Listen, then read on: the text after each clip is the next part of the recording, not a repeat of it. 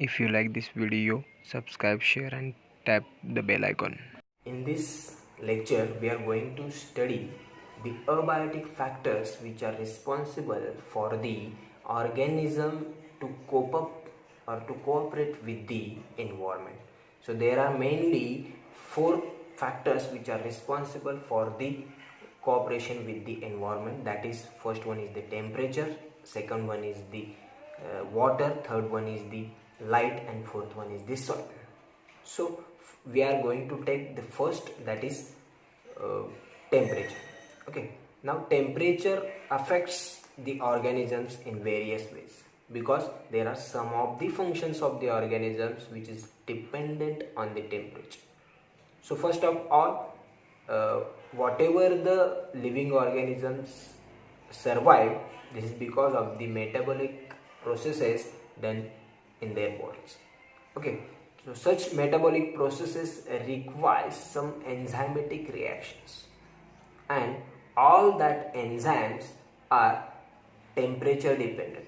That means such enzymes can work only in some temperatures. Okay, so the enzymes for their activity requires the optimum temperature. So here, for the enzymatic reaction, for the metabolic processes, they requires the optimum temperature. So for the metabolism processes, the temperature is required for the animals. The second one is nothing but the reproduction. We are going to see it later. First, reproduction also, there are development of gonads, it is related with the temperature. Egg laying also, it is related with the temperature. So in the reproduction also and in the metabolism also, the temperature is very much important. Now there are various organisms, or the organisms can live in different temperature conditions. Accordingly, they are divided into majorly three conditions. First one is the sub-zero phase, or the animals can live in the sub-zero condition. That is the animals which are living in the polar regions. These are under the sub-zero condition.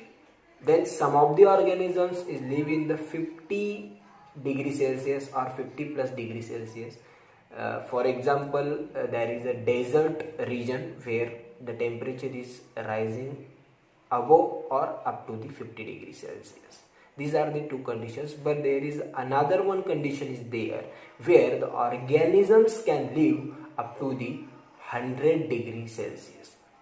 So it is very high temperature. The organisms live there. There are some bacteria, microorganisms lives in such conditions.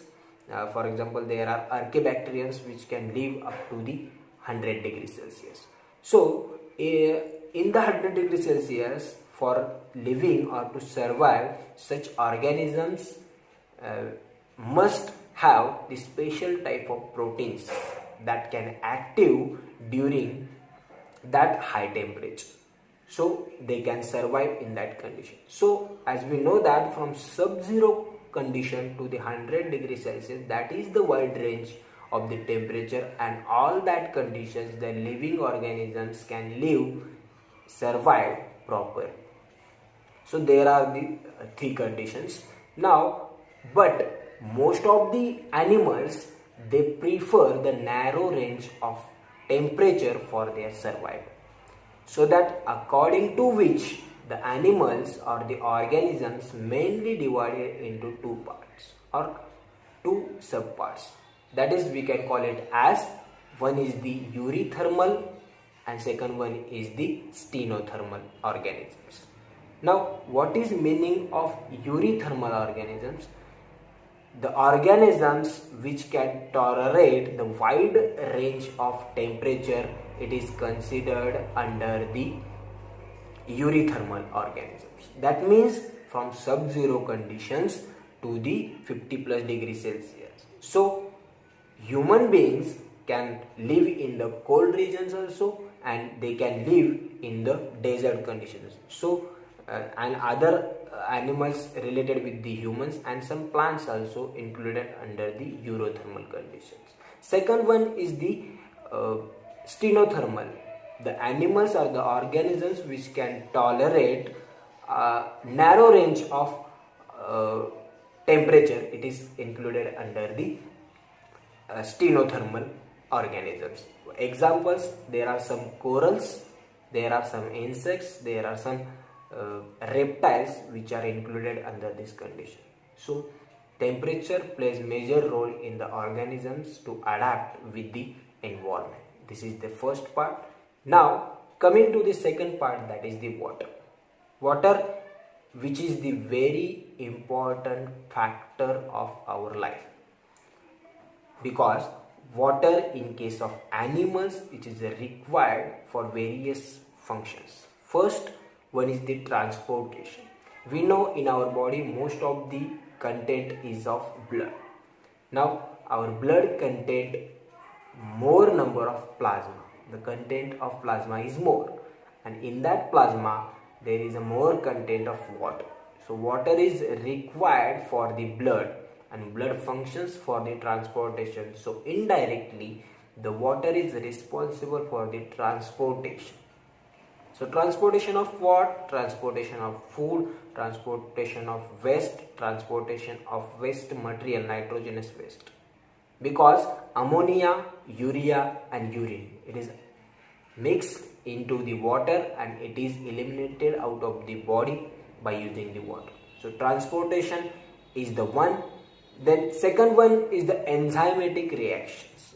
All the metabolic processes, enzymatic reactions are there. It is because of the water, because all the enzymes in our body, these are hydrolytic. That means water is required for to break that enzymes or activate this enzyme. So water, when water is there, then there will be the enzymatic reactions and body mechanism takes place. So in case of animals, it is very important. Now as we considered in the plants, in plants also it is very much important, because whatever the photosynthesis takes place, it is the raw material for the photosynthesis. For the photosynthesis, water is essential. So for the photosynthesis the water is required, and such water which is required for the plants for the photosynthesis, it is called as soil water. The scientific term to the soil water is nothing but the hollard. Okay, now hollard, how the hollard is formed? The hollard is the combination of two content, that is crescent and icard. Now what is crescent? Crescent is nothing but the water is available to the plants. Whatever the plants taken the water, it is called as crescent. That we can call it as capillary water, because in between the two soil particles, whatever the narrow ranges gap is there, there is a presence of water which is held by the soil particles, and that water, it is absorbed by the roots of the plants, and that is called as capillary water. And only this water, it is used by the plants and it is available to the plants for the photosynthesis. Now what is icard? Icard, the water which is unavailable to the plants, and there are plenty of the water which is unavailable to the plants. Very few water is available to the plant. So what is the water which is responsible or which is unavailable to the plants?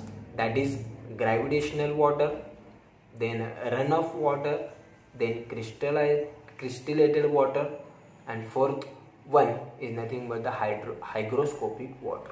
Gravitational water, which is present very deep so that roots cannot reach up to them.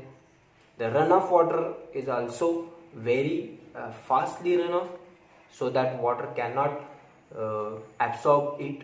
Hygroscopic water, it is on the surface of the soil, so that it is not reaching up to the roots.